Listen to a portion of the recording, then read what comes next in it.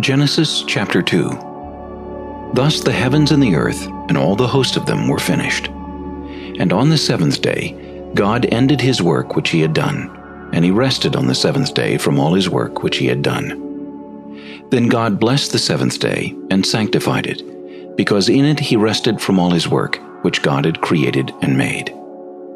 This is the history of the heavens and the earth when they were created, in the day that the Lord God made the earth and the heavens, before any plant of the field was in the earth, and before any herb of the field had grown. For the Lord God had not caused it to rain on the earth, and there was no man to till the ground. But a mist went up from the earth, and watered the whole face of the ground. And the Lord God formed man of the dust of the ground, and breathed into his nostrils the breath of life, and man became a living being. The Lord God planted a garden eastward in Eden, and there he put the man whom he had formed.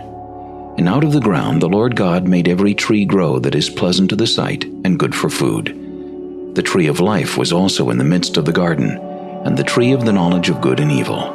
Now a river went out of Eden to water the garden, and from there it parted and became 4 river heads. The name of the first is Pishon. It is the one which skirts the whole land of Havilah, where there is gold. And the gold of that land is good. Bdellium and the onyx stone are there. The name of the second river is Gihon. It is the one which goes around the whole land of Cush. The name of the third river is Hiddekel. It is the one which goes toward the east of Assyria. The fourth river is the Euphrates. Then the Lord God took the man and put him in the Garden of Eden to tend and keep it.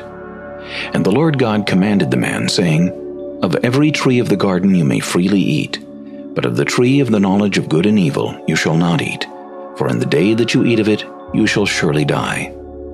And the Lord God said, It is not good that man should be alone.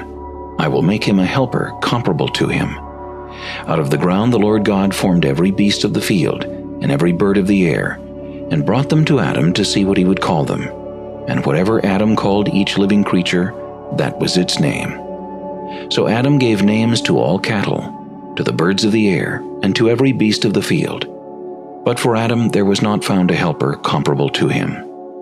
And the Lord God caused a deep sleep to fall on Adam, and he slept. And he took one of his ribs, and closed up the flesh in its place. Then the rib which the Lord God had taken from man he made into a woman, and he brought her to the man.